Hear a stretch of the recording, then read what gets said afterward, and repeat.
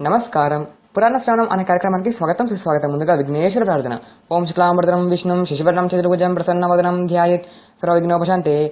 అగజానన పద్మార్కం గజాననమాదిశమనంతవత్తానాగంతమాస్మే వక్రతున మహాకాయ కోటి సూర్యసాప్రభ నిర్విఘ్నం కురు మే దేవా సర్వకార్యేషు సర్వదా. ఓం మహాగణాధిపతి నమః మహాగణాధిపతి నమః మహాగణాధిపతి నమః. ఓం గణపతే నమో నమః గణపతే నమో నమః గణపతే నమో నమః. మరి మన పురాణ శ్రవణ కార్యక్రమంలో మహాదేవాయ నమఃలో ఈరోజు మహాదేవుని స్మరించుకోండి.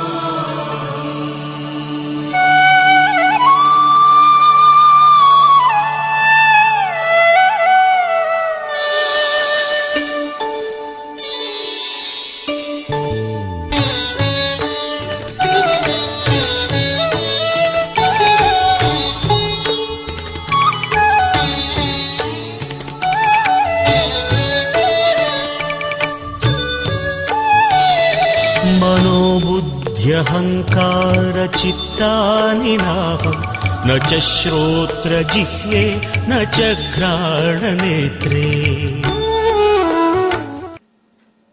మరి స్మరించుకున్నారు కదండి. మనం ఈరోజు మన కార్యక్రమంలో జలదానం విశిష్టత గురించి తెలుసుకోబోతున్నాం. అయితే అన్నదానం తర్వాత చెప్పుకోదగ్గది జలదానం. మంచినీళ్ళు లేకపోతే ఆహారాన్ని తినడం కష్టం కదా. అందువల్ల జలదానం కూడా ప్రముఖమైంది. ముఖ్యంగా వేసవి కాలంలో దప్పికగా ఉన్న వారి నిమిత్తమై చెలుపందిళ్లు వేసి మంచినీళ్లు అందించే వాళ్ళ జన్మ చరితార్థమైపోతుంది. నీటికి ఇబ్బంది పడే ప్రాంతాలలో నూతులు చెరువులు తవ్వించడం మహాపుణ్యం.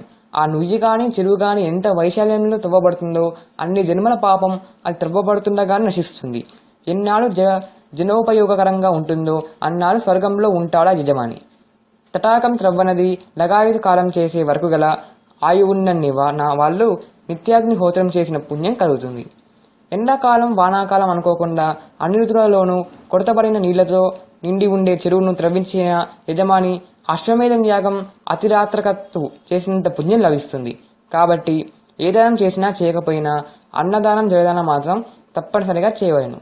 ఇహంలో దానం చేయలేని వాడు పరంలో దాగా పడిపోతాడు. ఇక హోమం, యజ్ఞం, జపం, తపస్సు ఇవన్నీ కూడా అత్యంత ఫలప్రదాలైన ఆ అనునష్టాలు అవి కష్టం గనక వాడి సాధనకు అధిక వ్యయం జరుగుతుంది గనక వాడికి అమితమైన జ్ఞానం కూడా కావాలి గనక వాడికన్నా ఈ దానాదులకే ప్రాధాన్యత కలుగుతుంది. అందరూ జ్ఞానులు కాలేరు గనక వారు కూడా తరించే నిమిత్తమై ఈ దానాలు ఏర్పరచడం జరిగింది. మరి విన్నారు కదండి జలదాన విశిష్టత. అన్నదానం, జలదానం రెండు చాలా పవిత్రమైనవి. మనకు చాలా వరకు దేవస్థానం వాళ్ళు అన్నదానం చేస్తూ ఉంటారు.